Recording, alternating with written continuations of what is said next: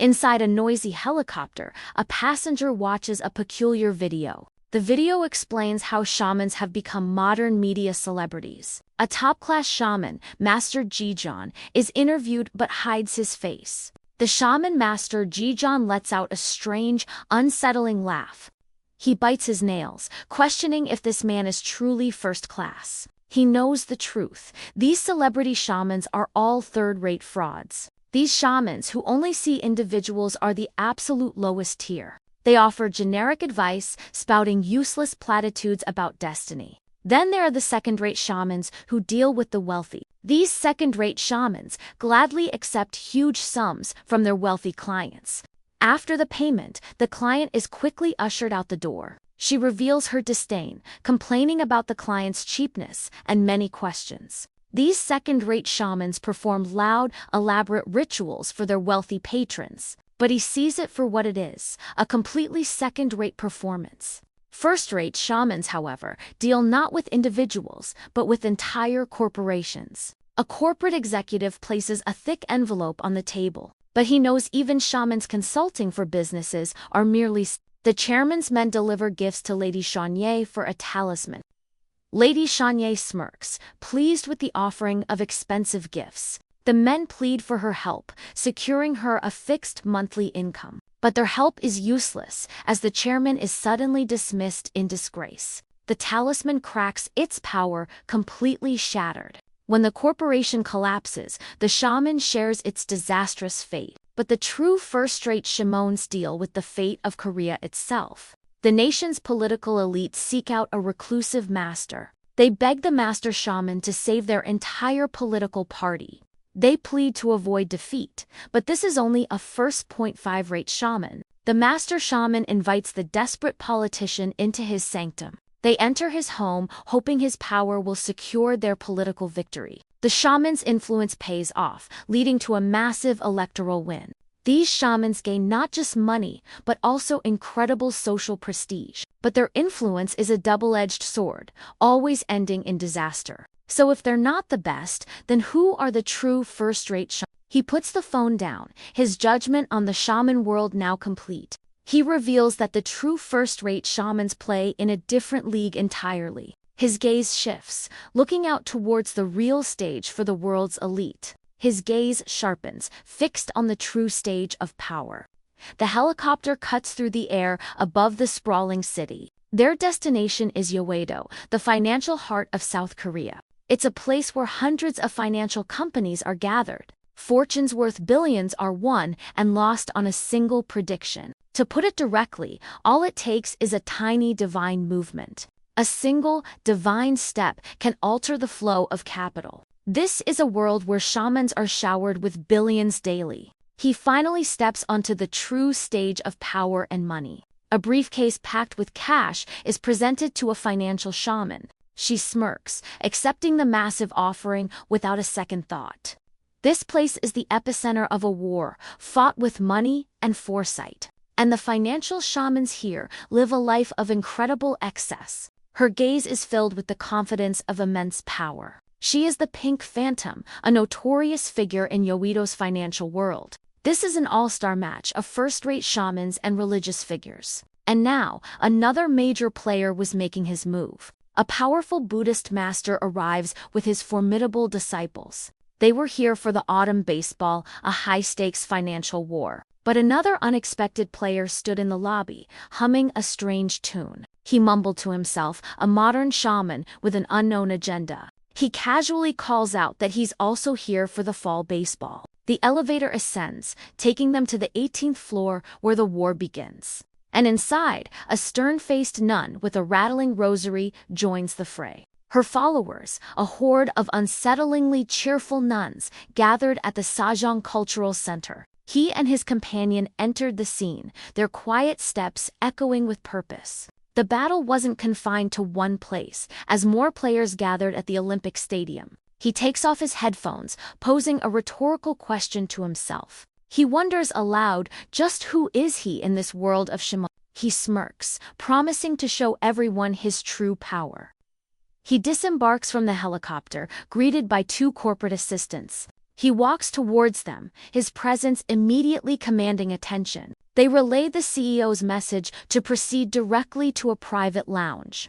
She confirms that all the necessary preparations have been made for him. He leads them down a stark staircase deeper into the corporate building. They move swiftly through a private hallway toward the exclusive lounge. He casually shrugs off his jacket, revealing a powerful physique. Tying his hair back, his chiseled form shows he's ready for battle.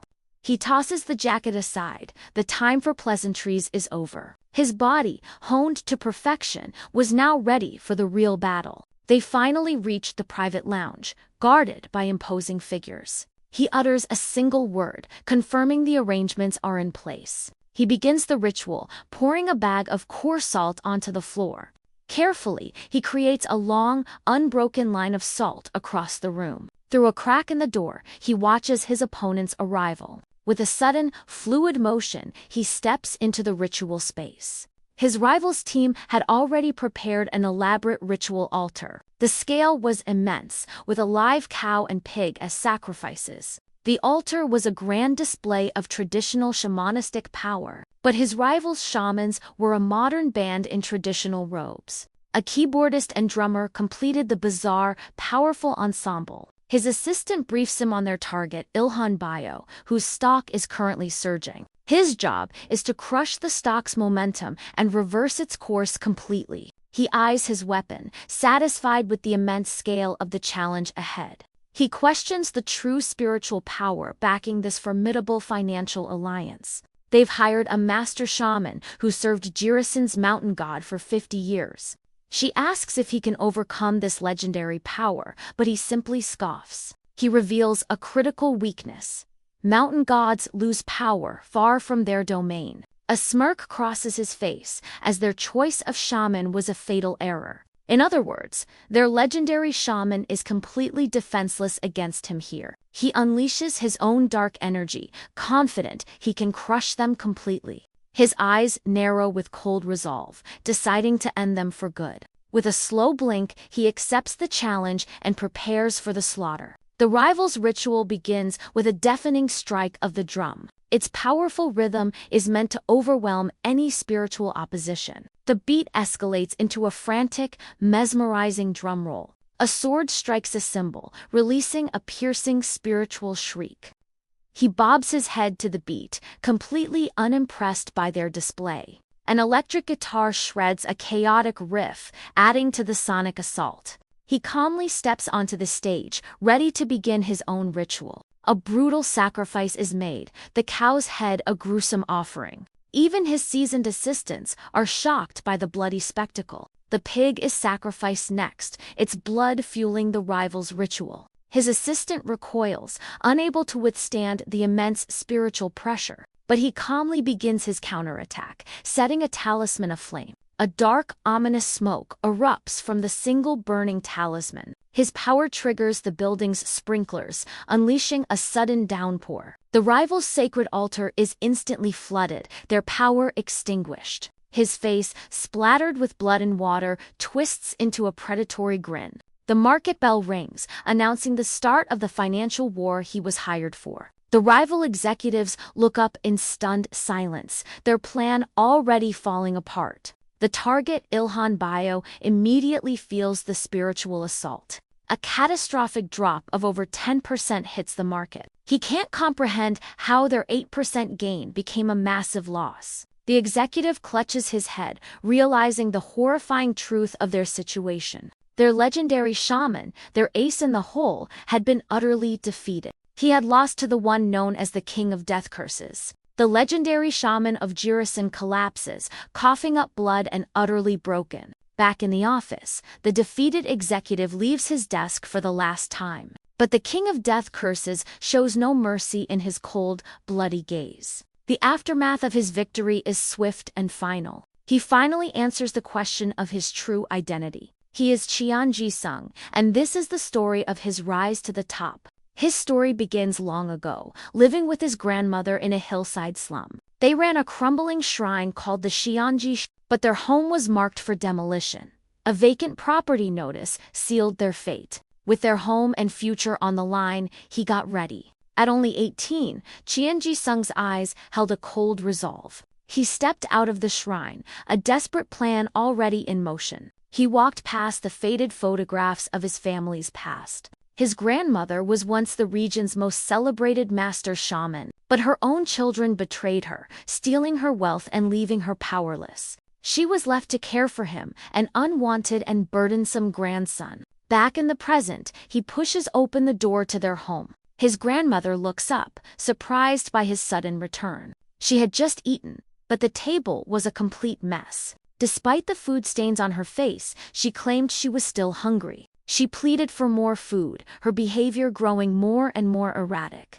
Ever since he was in middle school, her mind had begun to fade. He reminded her that she had just eaten, worried for her health. He promised to bring her lunch later, trying to calm her down. He carefully closes the door with his foot, leaving her to rest. He leaves the crumbling shrine, its walls covered in demolition notices. Looking out over the slum, he felt the weight of his reality. He sends a quick text that he'll be late for school. He sprints through the narrow alleyways, racing against the clock. Arriving at school, he wondered if this was where his misfortune ended. He peers into his classroom, but his misfortune was far from over. His eyes flutter open, remembering another trial he had to face. He knew there was still one more person he had to deal with. He had no money, no parents, and lived in a shaman's house. And with those labels came one more misfortune as a bonus: bullying. The school bullies were gathered around his desk, waiting for him. The lead bully immediately taunted him with the nickname Ghost Eyes. He mockingly offered red bean porridge to ward off the ghosts. His cronies laughed along, enjoying the cruel and humiliating prank. He stepped forward, his face an unreadable mask as he faced his tormentors. Without a word, he simply picked up the container of red bean porridge. Then, to their shock, he began pouring it all over the bully's desk. But the bully reacts instantly, slamming Ji-sung's head into the porridge-soaked desk. The bully grabs him, demanding to know who gave him permission to clean it. He taunts him, asking if he's really going to ignore a friend's goodwill. The bully demands to see him cry, taunting him about the porridge. The thick, sticky porridge drips from his face in utter humiliation. But as he looks up, his eye glows with a terrifying, inhuman rage. The bully recoils in shock, cursing at the sudden change in Ji-sung's demeanor. But Ji-sung simply turns and walks away, ignoring their stunned silence. He slams the classroom door behind him, leaving them utterly bewildered. The bullies wonder if he's going to snitch to the teacher. They mockingly wonder if he'll cast a death curse on them. But their leader, Yahyun, just scoffs at the ridiculous idea. Yahyun dares him to try a curse, revealing his father is a pastor. But outside the classroom, Ji-sung quietly begins to chant an incantation. In a normal story, this would be the start of a simple revenge plot. He wouldn't cry, deny reality, or wait for some savior to appear.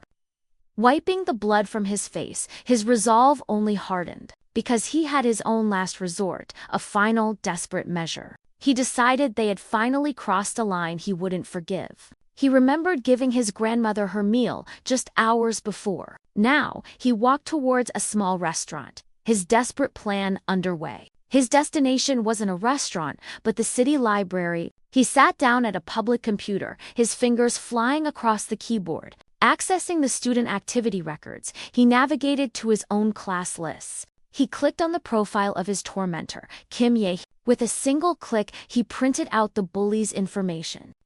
Clutching the printed page, he left the library with a new purpose. With the bully's information in hand, he returned to the slum. But an impossibly expensive car sat in front of the crumbling shrine. He stepped inside, finding his grandmother sitting quietly in the dim room. She asks if he brought food, but he gently reminds her it isn't mealtime. She mutters confusedly about heartless people entering other rooms. He asks about the visitors, but she only recalls them mentioning her being a shaman. He knew they underestimated him, seeing only a simple fortune-telling shop. His eyes fell upon a strange, ornate key left behind by the mysterious guests.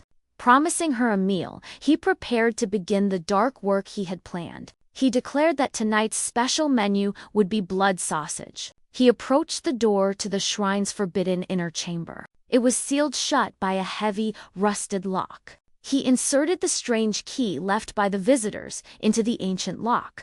The door creaked open, revealing the shrine's forgotten inner sanctum. He knew exactly what to do, having watched his grandmother in her prime. He places the photo of his bully, Kim Ye-hin, on the altar. Next, he sets down the blood sausage he promised his grandmother. And for the final component, he pulls up a death metal playlist. He picked up the ritual sword and bells, ready for the final incantation.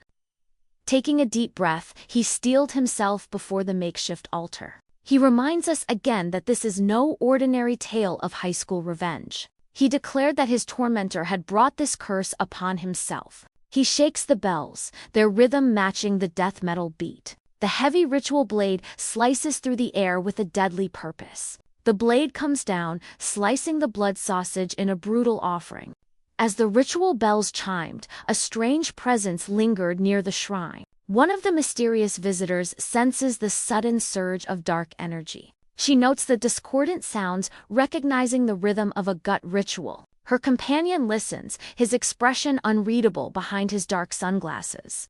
But she realizes the rhythm is not just any ritual, it's a death curse. She asks her companion if he noticed any other presence in the house. He confirms seeing a room that clearly belonged to a grandchild. A slow, knowing smile spreads across her face, finding this development interesting. She orders her subordinate Kyoljin to investigate the boy by tonight. Her mission was to confirm if he was truly the old woman's grandchild. But Ji-sung was completely absorbed in his curse, unaware of their interest. She also wanted to know the condition of the boy struck by the curse. With his mission set, she ordered him to bring Ji-sung to the company. Kyoljin immediately left to carry out his new orders. After the ritual, he finally brings his grandmother her promised meal.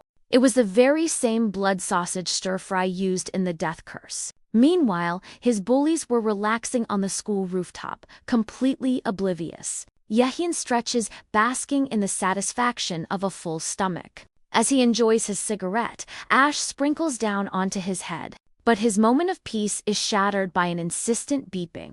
Startled by the noise, his friend stumbles backward over the edge of the roof. Yehin can only stare in utter disbelief, his mind unable to catch up. A sickening thud echoes from below as the curse claims its first victim. The remaining bullies scream in terror, their prank turning deadly serious. Elsewhere, in a quiet parking garage, the mysterious woman waited. She reviewed the report on Kim Yahin, the target of the curse. Kyoljin returned to the car, his investigation now complete. He confirmed the boy was the shaman's grandson, Chien Ji-sung. After hearing Ji-sung was abandoned, she asked about the curse's target. He revealed the target was Kim Yahin, the leader of the bullies. She then asked about the condition of the one who was hit by the curse. Kyoljin's expression hardened as he prepared to deliver the grim report. He explains that the bully's friend fell from the roof, breaking both of his legs. The woman finds this result intriguing and orders Kyoljin to drive. She decides they must recruit Ji-sung before his immense talent is wasted. The doors to the shrine slowly creaked open, revealing the visitors. He knew meeting the money ghost was the start of his new life. Years later, a powerful figure asks if someone knows Chien Ji-sung. She tells the man that Ji-sung is the best shaman she's ever scouted. She recalls him being like the last flower bud from an ancient, dying tree. The memory shifts back to their first meeting inside the crumbling shrine. He asks why she's just standing there, observing him so intently. He assumes they're clients, explaining his grandmother's health has worsened. But she coldly states they didn't come for the grandmother, but for him. He couldn't understand why these powerful people were interested in him. The woman simply stared back, her gaze sharp and analytical. She then asked Kyoljin an odd question about the current minimum wage. She questioned the oddity of the minimum wage, specifically the extra 31.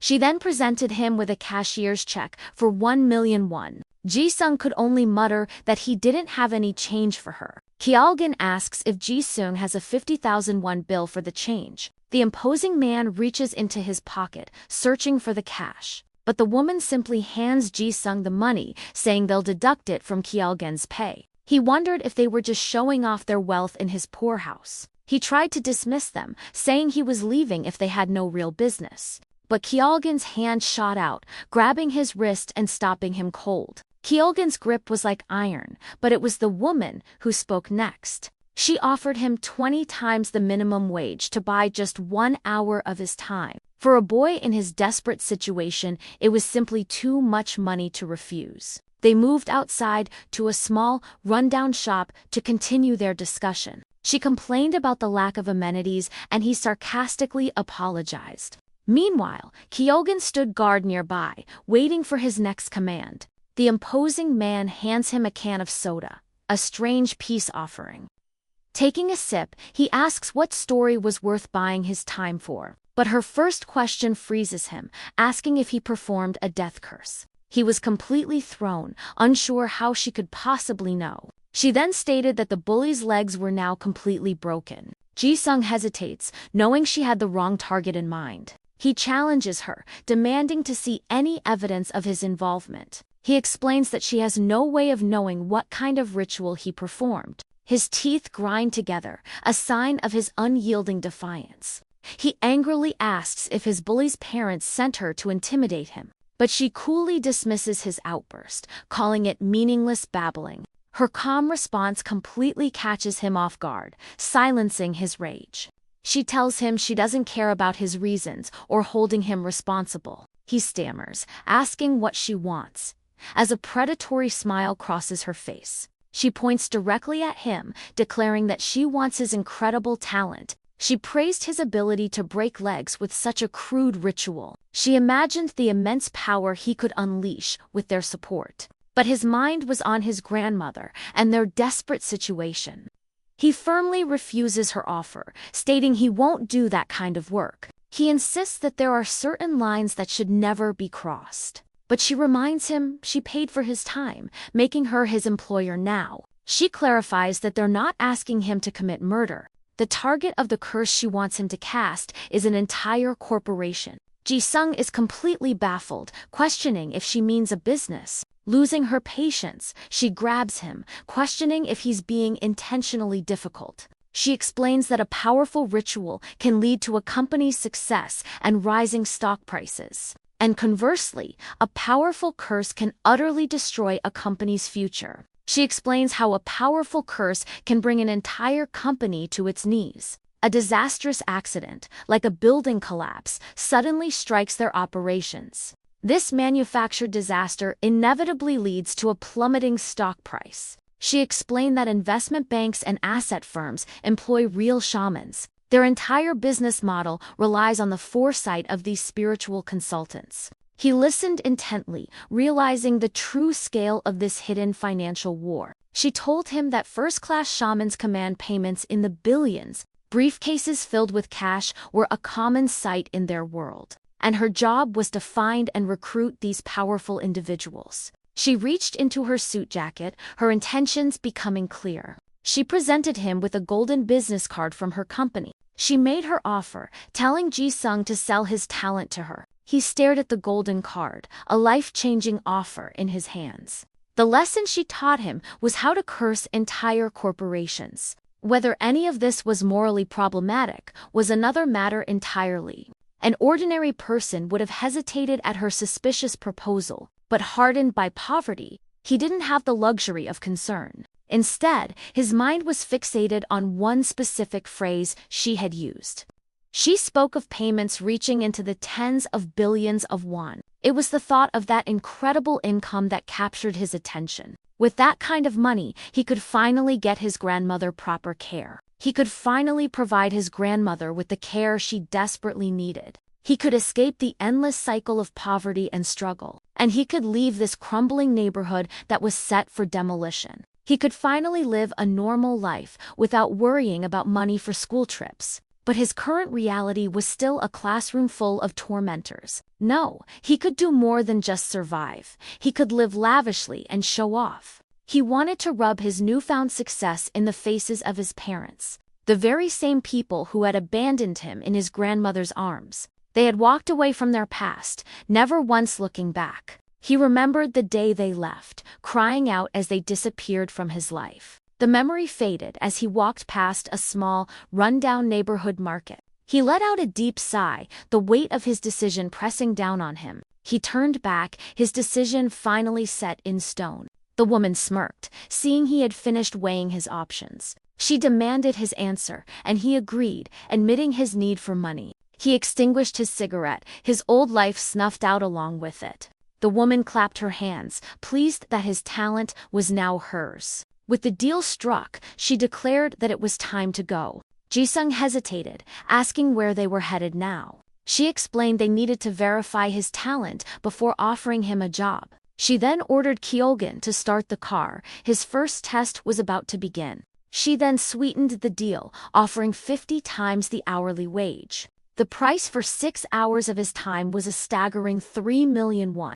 But Jisung was still stuck on the base number, 9,000 won an hour. He quickly calculated the total, a staggering 3,009,000 won. His gaze sharpened as he turned his attention back to the woman. A slow, knowing smile spread across her face, finding his focus intriguing. They arrived at a nondescript building in the middle of the city. The car moved silently down the road, heading toward his first real test. She asked him to describe his ritual style so she could set up the test. She told him to answer her next questions with extreme care. She needed to know the exact offerings, rhythm, and incantations he used. Ji-sung nervously admitted that the offering was just blood sausage. The woman was completely floored by his answer of blood sausage. He added that the rhythm was just death metal and the chants were random. She realized if he could break legs with crude items, his potential was terrifying. She realized with a chilling certainty that his curse could have been lethal.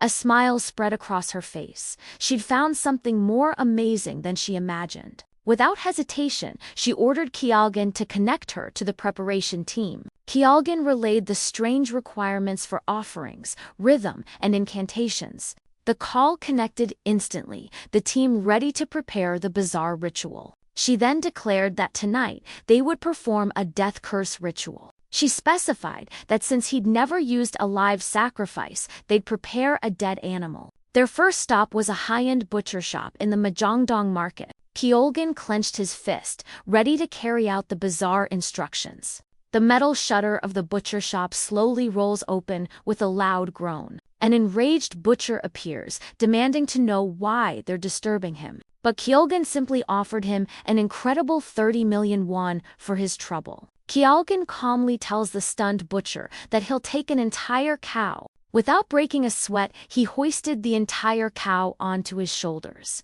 With the offering secured, she ordered the rhythm team to prepare death metal music. She ordered her team to scout a band from the live music clubs in Hong Kong. They quickly found the perfect group, a death metal band with raw, chaotic energy. The musicians prepared, completely unaware of the bizarre gig they just accepted. The band's manager looked on, confused by the strange offering. They quickly began to unpack their instruments for the gig. She offered a huge sum, asking if a private performance was possible. The band members were completely shocked by the sudden, massive offer.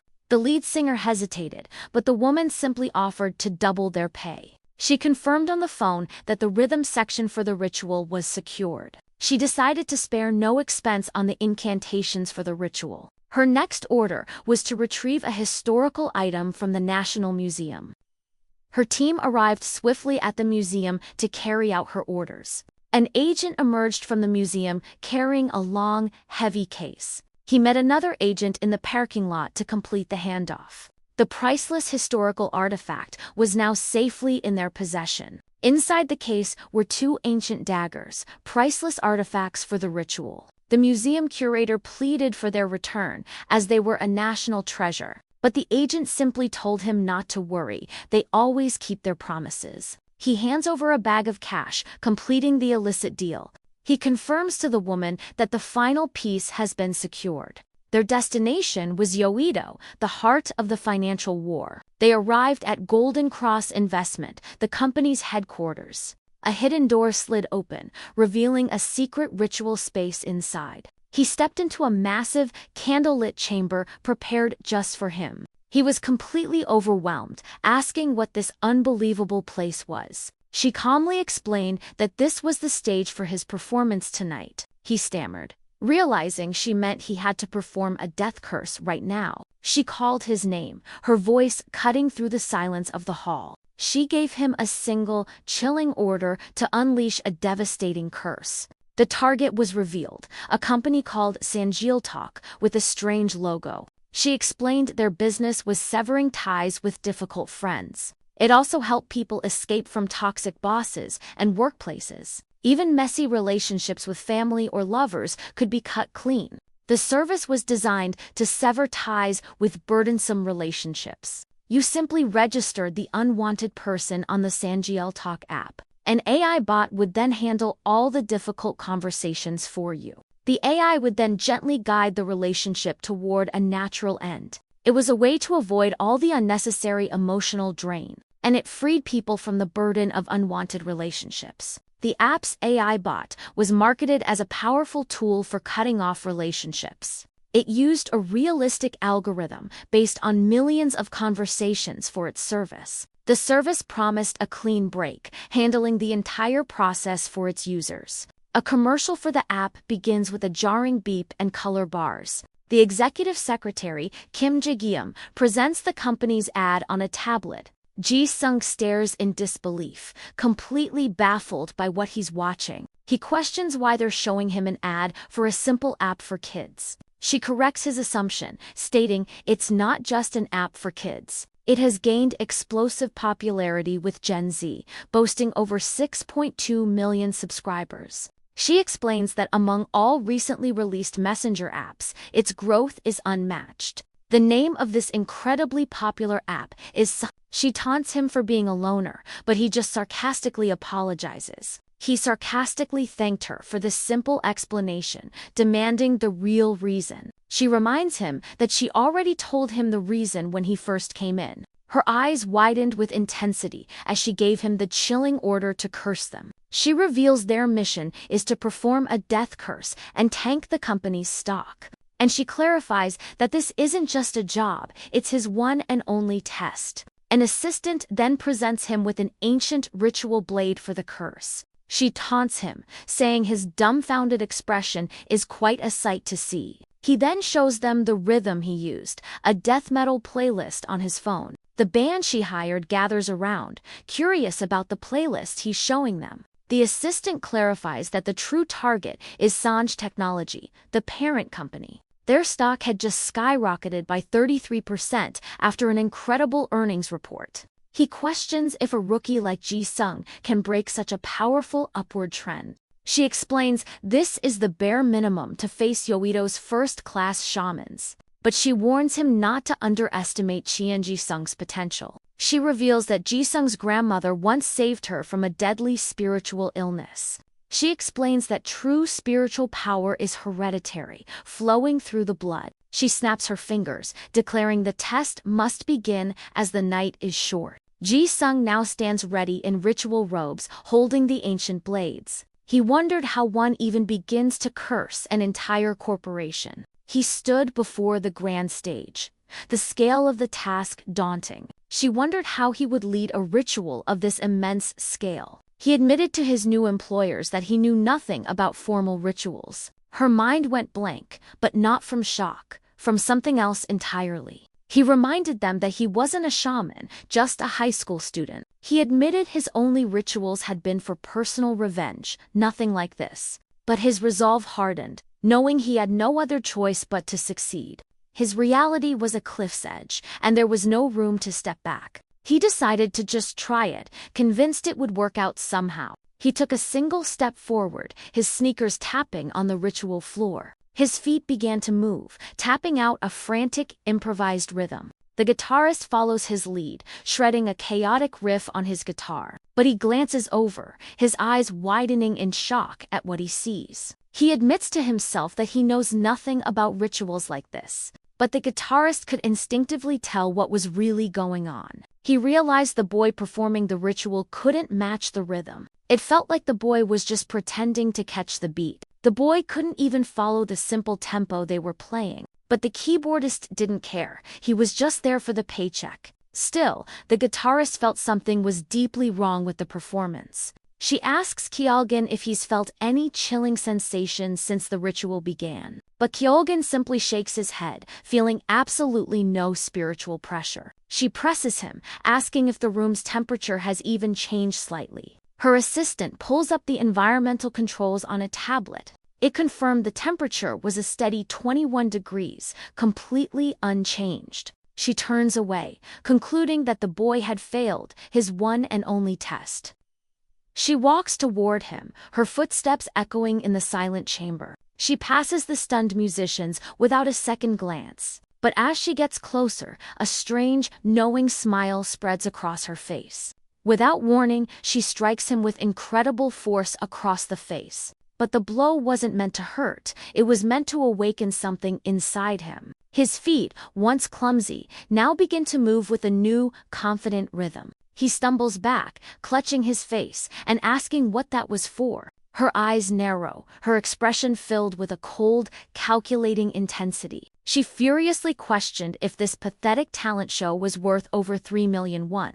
He shouted that he was performing the death curse, just as she ordered. But she coldly explained that his ritual lacked any real killing intent. The curse on his bully was crude, but it held a definite, murderous will. She tells him that despite the perfect setup, he's not producing even half the killing intent. He screams that he has no reason to curse a company he has no connection to. But she calmly interrupts him, insisting that he can indeed do it. She tells him to gather all the negative energy inside him and release it. He questioned what she meant by the term negative energy. She then specified the resentment he felt for the parents who abandoned him. She reminded him of the deep neglect he suffered as a child. A memory of him, small and alone, in an endless, dark void. And the helplessness of being unable to care for his only family. And the crippling anxiety of being constantly buried in debt. The painful alienation from his peers due to his traumatic background. And the seething hatred from years of school violence and contempt. She tells him to add the humiliation she just inflicted to his rage and try again. A deep, simmering anger finally begins to boil over within him. She warns him that this opportunity is the last chance of his entire life. He was furious at her for laying his life bare, but his true rage came from knowing she was right. He resolved to prove himself, to seize this one and only opportunity. He lowered his head, finally ready to unleash his true power. He gripped the blade until it drew blood, ready to unleash a proper curse. The twin blades dripped with his blood as he began the ritual with deadly intent. Her eyes widened, finally witnessing the raw talent she had been searching for. A fire ignites in his eyes, fueled by a lifetime of resentment and rage. Her assistant recoils as a wave of cold, terrifying energy washes over the room. A single, piercing note from the keyboard cuts through the silence. The entire band erupts into a furious rhythm, matching his dark energy. Blood flies as he channels a lifetime of hatred into the twin blades. The guitarist freezes, realizing the boy isn't following them, he's leading them. The guitarist realized the boy wasn't just catching the rhythm. He was now commanding them, urging them to follow his lead. The ritual exploded into a chaotic symphony of blood and metal. A shiver runs down Kyeoljan's spine as the curse's power finally manifests. The temperature in the room begins to plummet, dropping degree by degree. The dance becomes a whirlwind of rage, each step a blow against his target. She watches him, her expression a mix of awe and satisfaction. It was the dormant power of his bloodline, finally bursting to the surface. The flower bud she spoke of was finally beginning to bloom. He decided to burst open the core of his repressed fury. A swirling vortex of pure darkness, the sum of his suffering, began to form.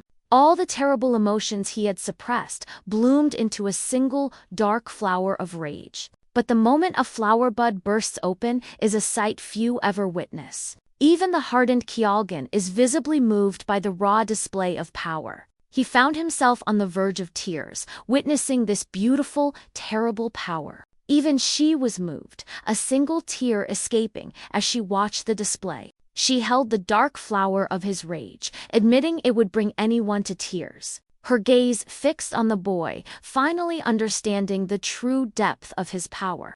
She understood that he would become Yoito's most terrifying shaman. Even the stoic Kyoljin was completely overwhelmed by the raw power on display. She turned to him, asking if he was actually shedding tears. A single tear escapes her lips, a silent testament to his power. The dark flower of his rage bloomed in her hand, a beautiful, terrible thing. She knew in that moment that this child was truly one of a kind. He was destined to become the most feared shaman in all of Yu. As the ritual concluded, the frantic dance finally came to a stop. He looked up, his face a mask of sweat, blood, and grim satisfaction. The world slowly swam back into focus as the ritual ended. He gasped for air, completely drained of all his energy. He stared down at his blood-soaked hands, the curse now complete. His hands were slick with blood, the ritual finally at an end.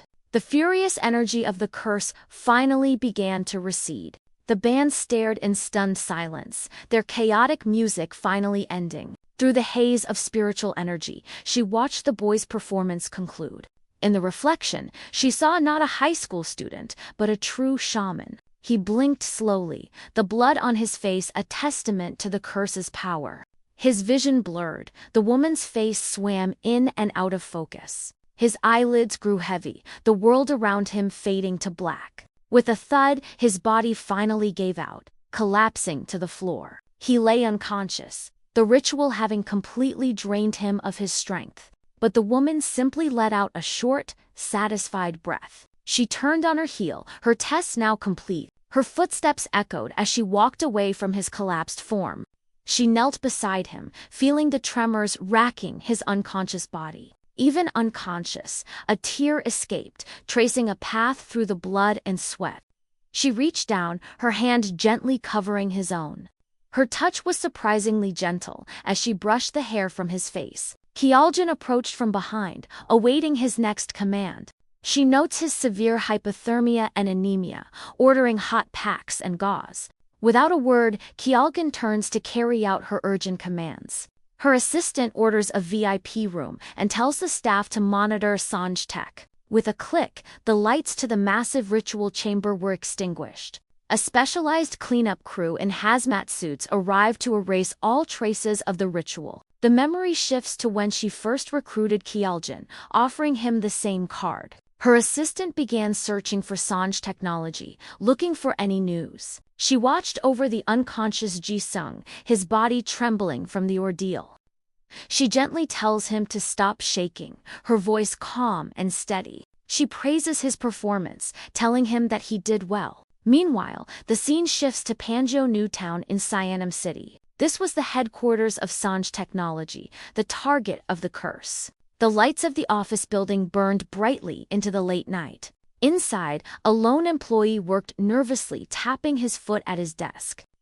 This man's name was Park Chang-won, and he looked deeply troubled. He stared at a photo of the company's founders in happier times. He was one of the founding members of Sanj Technology and Communication, and he was the genius who created the Sanjil Talk algorithm. He forced a smile, but the curse was already beginning to take hold. Lately, his attempts to communicate with his team had been failing miserably. Whether through work messages or personal chats, he was being subtly ostracized. His colleagues' responses were cold, distant, and strangely formal. He wondered if they were using his own app to cut him off. He clutched his head, refusing to believe the horrifying possibility. He was horrified to realize he was being rejected by his own creation. But as the one who wrote the algorithm, he had a way to get in. He could recognize the digital signature of his own work anywhere. He accessed the user profile of a colleague named Jennifer. With a determined click, he delved into the system's back-end. He knew the security of the cutoff list was the app's very lifeline. He knew that even as its creator, he had no right to view the list. Besides, if his fears were true, he could never face his colleagues again. But the curse didn't care for his dilemma, its dark tendrils breaking through. The curse gave him a gentle nudge, urging him to cross the line. A spectral arm reached over his shoulder, its cold presence urging him on. It was the curse that gave the timid man one final, decisive shove. The curse took the form of an evil, eight-armed ghost general. It was the very entity summoned by Qian Ji-sung's death curse. He felt a sudden chill, a presence he couldn't quite place. The system threw up a final, stark warning about accessing the user logs. Sweat beaded on his forehead, the reflection of the warning in his glasses. With a decisive click, he ignored the warning and plunged ahead. Meanwhile, Ji-sung was taken to Hansel University Hospital for recovery. He was placed in a private VIP room, a luxury he'd never known. He awoke hours later, the exhaustion of the ritual weighing heavily on him. The woman sat patiently in the quiet hospital room, watching him. Her phone buzzed in her hand, demanding her immediate attention. It was a call from team leader Min, likely with an urgent report. She answered the call, ready to hear the report from her team. On the other end was Justin Lee, the CEO of Golden Cross Investment. He complained to team leader Min that it was far too early for a call. She questioned if it was ever too early to make a profit. Justin Lee agreed, deciding that if money was involved, it was worth his time. He then casually flicked his companion on the forehead to wake her up. Now fully awake, he asked her to explain the nature of the deal. She ordered him to short Sanj Tech, a name he repeated in surprise. The company's stock was currently soaring up, an incredible 33%. Justin Lee questioned her certainty, finding the order hard to believe. But he knew she wouldn't call it dawn unless she was absolutely sure. She asked how much cash they could mobilize for the short sale. She listened to the answer, her gaze fixed on the unconscious Ji. Justin Lee confirmed they could leverage a staggering 8 billion won for the trade. Her expression hardened, her mind already calculating the next move. But she simply replied that 8 billion won was not nearly enough. Justin Lee exploded in disbelief, questioning how 8 billion could be insufficient. He argued the risk was too high, but she ordered him to use another 2 billion. Instead, she offered to raise the commission for this deal to 10%. Justin Lee was stunned, wondering why the money ghost would burn her own bonus. Or perhaps she had finally found the golden opportunity they were all waiting for. The promise of a huge commission was enough to convince Justin Lee to agree. She adds a strange warning, telling him that draining his yang energy will cost him money. He praises her incredible intuition, while his companions complain about his divided attention. With a sudden shove, Justin Lee pushes his companions out of the bed. He tells them to get lost, declaring that it's time to make money. The morning sun streamed through the hospital window, a new day dawning. She quietly slides the window blind shut, her work now done. He slowly opens his eyes, the dawn of a new day breaking. The sound of rustling sheets fills the quiet hospital room. The sound of movement fills the otherwise silent room. He wonders where he is, his last memory being the intense ritual. Sitting up, he sees the woman standing there, watching him patiently.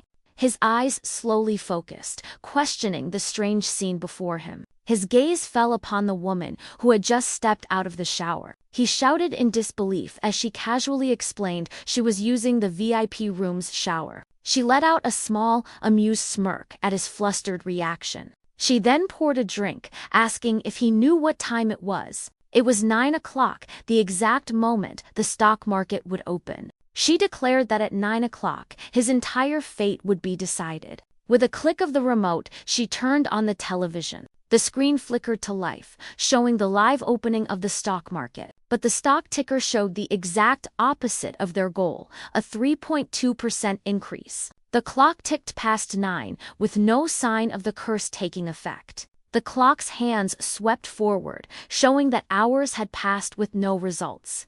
The moment she spoke of, when his fate would change, didn't arrive so easily. The woman simply took a long drag from her cigarette, completely unfazed. Instead of a dramatic crash, only a bitter silence filled the room. In fact, the stock continued its relentless climb, now up over 7%. He nervously asked if something had gone terribly wrong with their plan. He pointed out that the stock wasn't falling, it was actually rising steadily. The door to the VIP room slid open, breaking the tense silence. Her assistant entered, explaining the board of directors was demanding answers. He warned that if the trade failed, she would be held fully responsible. Ji-sung's eyes widened in disbelief at the grim report, but she dismissed his panic, telling him to make the directors wait. He stressed that if the trend continued, their losses would be catastrophic. She reminded him of her incredible 82% win rate and the billions she's earned. With absolute certainty, she declared the stock would fall by the day's end. She promised to cover any potential losses by selling all of her personal assets. The pressure in the room was suffocating, making it hard for him to breathe. He tried to reason that he'd done his part and wasn't responsible for the failure, but he couldn't understand what gave the woman such unshakable confidence. Her assistant watched from the doorway, his expression full of doubt. She calmly extinguished her cigarette, the tension in the room growing thicker. But then, the silence was shattered by a sudden, catastrophic drop in the stock. The stock price suddenly nosedived, erasing all of its earlier gains. After a brief, deceptive pause, the downward spiral continued its descent. Then, the stock completely collapsed, plummeting into an unstoppable freefall. The stock hit its daily lower limit, a brutal and sudden stop. The stock plummeted to its lowest limit, a sight that left them both stunned. Ji-sung pointed a trembling finger, asking if the crash was really happening. A satisfied smile spread across her face as she declared that it had finally started. The historic crash of Sanjil-tok began with a wave of insider selling. The stock continued to plummet, now down a staggering 11.7%. The entire trading floor erupted into chaos as the stock plummeted.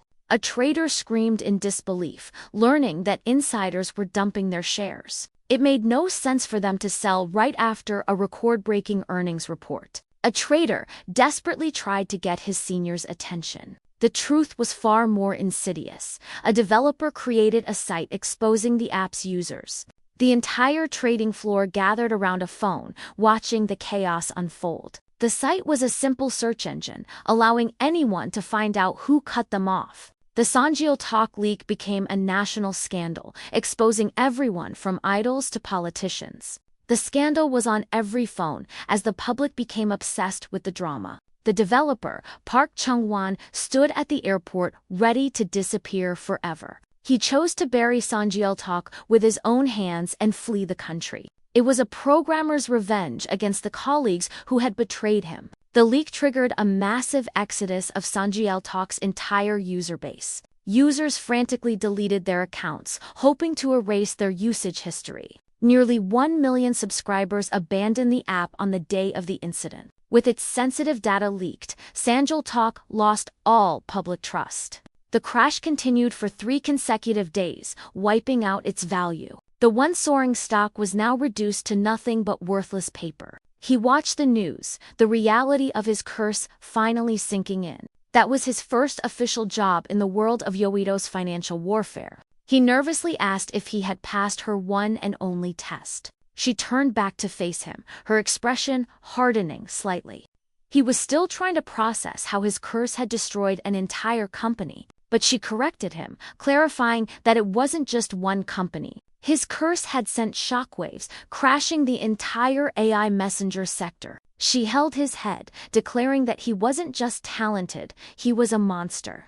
A monster, she clarified, that was capable of printing unimaginable wealth. She told him that he passed, not just barely, but at the top of the class. He let out a long, shaky breath, the weight of the test finally lifting. She officially welcomed him to the world of Yoido shamans, but had one more thing to add. She established her authority, telling him to address her as team leader. She compared his curse to a masterpiece, promising a great reward. And with the Sanjil-tok case concluded, his own rewards began to pour in. The doors to the CEO's office swung open, revealing his reward. Inside was a scene of unimaginable wealth, a world he'd only dreamed of. He looked around in a daze, completely stunned by the sheer luxury of the office. She gestured to the man behind the desk, telling Ji-sung to introduce himself. The CEO, Justin Lee, looked up in shock, questioning why they hired a teenager. She assured him that his age wasn't an issue, hence why he was in the CEO's office. Justin Lee admitted he thought the boy was just team leader Mi's nephew. He then opened a drawer filled with identical black business cards. He formally introduced himself as the CEO of Golden Cross, handing over a card. The CEO praised his recent performance. Impressed by the Sonjeol talk take, he firmly shook Ji-sung's hand, calling it an honor to work together. But she cut in, telling the CEO to skip the small talk and get to the point. With a sharp clap, the CEO announced it was time to get down to business. She then placed a heavy-looking duffel bag on the floor before them. She unzipped the large designer bag, ready to reveal his reward. The bag opened to reveal stacks of cash, his reward for the curse. The CEO announced the total was an unbelievable 500 million won. He then gave the exact figure, over 543 million won. Ji-sung points to himself, utterly baffled by the massive pile of cash. She calmly explains that the entire bag of money is his ritual fee. He questions this, remembering he already received the 3 million won they agreed on. Justin Lee explained that the 3 million was his wage, this was his commission.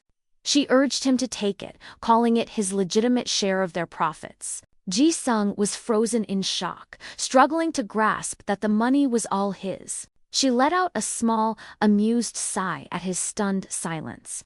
She then casually offered to take the money if he didn't want it. Ji-sung instinctively clutched the bag, screaming that it was his. She waited patiently as he tried to find the right words for his disbelief. He admitted that he'd never touched even 1/50th of this amount in his life. He corrected himself, remembering times he'd groveled for less than 1/100th of it. He recalled being called into the office for his unpaid school meal fees. The memory of that humiliation flashed through his mind as he clutched the bag. He told himself to stay calm, to process the overwhelming reality of his new life. She promised him that their company would help him earn 100 times more. A flicker of resolve crossed his face as he finally agreed to her terms. The CEO then shouted that he must sign an exclusive contract with them. With the contract signed, they left the CEO's office, his new life beginning. She asked what he'd do with the money, but he said the first place was decided. As she questioned his destination, a new resolve settled in his eyes. His first stop was a high-end Korean barbecue restaurant. He sat across from his grandmother, finally able to treat her to a proper meal. He then showed her a brochure for a luxury nursing home in town. He explains that the expensive home will care for her every need, even her dementia. She asks if they'll feed her properly, unlike the single meal he sometimes provides. He declares they're going tomorrow, promising he'll be able to visit her every day.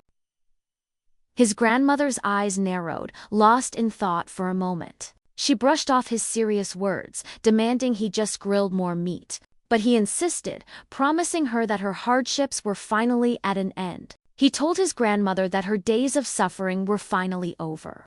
She watched him, realizing there was more to him than just raw power. Kyeolgan remarked that the boy seemed like a good kid, unlike the others. She hoped his potential wouldn't wither and that he would go far. Kyeolgan admitted to himself that the boy was strangely endearing. The scene then shifts to the pulsating lights of an exclusive VIP club. Inside, a bottle of 1996 Rothschild sat on a lavish table. A man swirled the expensive vintage, a smirk playing on his lips. This was Lee Tae-ha, the rank 1 master shaman of Osong Finance. The click of the door announced the arrival of a woman in traditional dress. She whispered a secret report meant only for the master shaman's ears. His golden eyes snapped open, a dangerous glint revealing his newfound interest. He smirked, realizing a rookie shaman had just entered the game.